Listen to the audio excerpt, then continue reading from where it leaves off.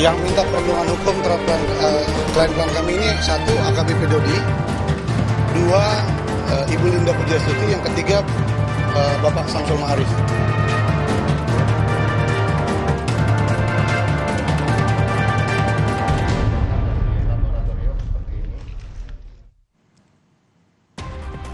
Saudara, tersangka kasus dugaan jual beli narkoba Irjen Teddy Minahasa menunjuk Hotman Paris Hutapea sebagai pengacaranya. Teddy sebelumnya membantah terlibat penjualan narkoba jenis sabu. Hotman Paris mengaku sudah mengenal Irjen Teddy dan siap membantunya, namun belum berbicara soal langkah awal yang dilakukan untuk membela Irjen Teddy Minahasa. Dugaan keterlibatan Irjen Teddy dalam kasus narkoba diungkap Kapolri. Penangkapan Teddy berdasarkan pengembangan penangkapan pengedar narkoba tim Polda Metro Jaya.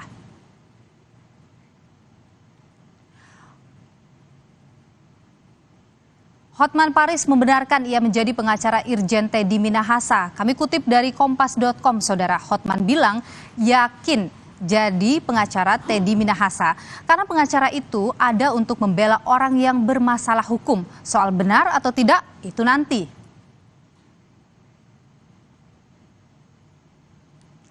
Lembaga Perlindungan Saksi dan Korban LPSK terbuka untuk menerima permohonan perlindungan dari AKBP Dodi Prawira Negara. Dodi yang menjadi tersangka bersama Irjen Teddy Minahasa ingin menjadi penguak fakta dalam kasus jual beli narkoba.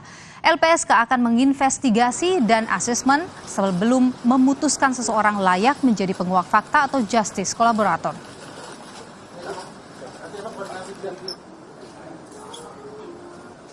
Kolaborator itu ada syarat-syaratnya, diantaranya dia bukan pelaku utama, dia bersedia bekerja sama, dia bersedia mengembalikan kerugian negara kalau ada dan sebagainya ya.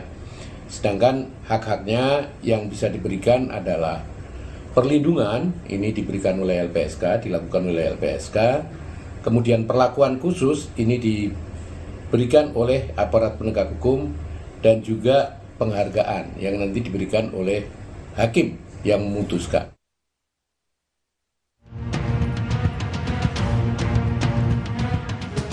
AKBP Dodi Prawira Negara menjadi tersangka kasus jual beli narkoba bersama Irjen Teddy Minahasa dan 3 polisi lainnya.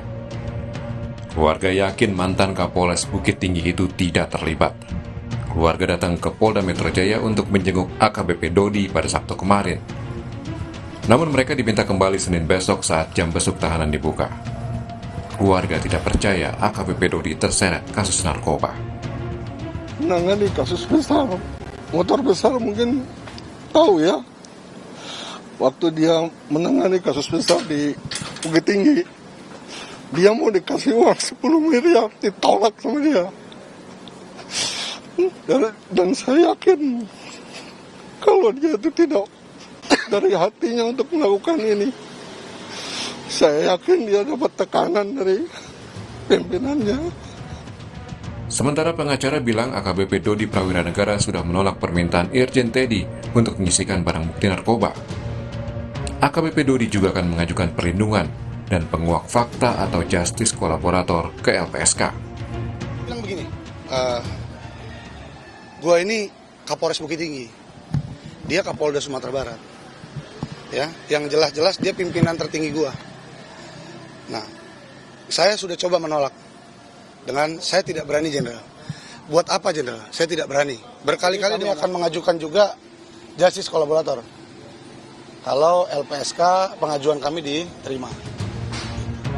Pernyataan ini berbeda dengan Irjen Teddy Minahasa lewat pengacaranya saat itu, Henry Yosodiningrat. Irjen Teddy ingin AKBP Dodi menjebak pelaku jual beli narkoba bernama Linda. Namun AKBP Dodi malah menerima uang dari Linda. Irjen Teddy Minahasa membantah terlibat dalam kasus jual beli barang bukti narkoba. Ia menjadi tersangka bersama 4 polisi lainnya dan 6 warga sipil. Tim Liputan, Kompas TV.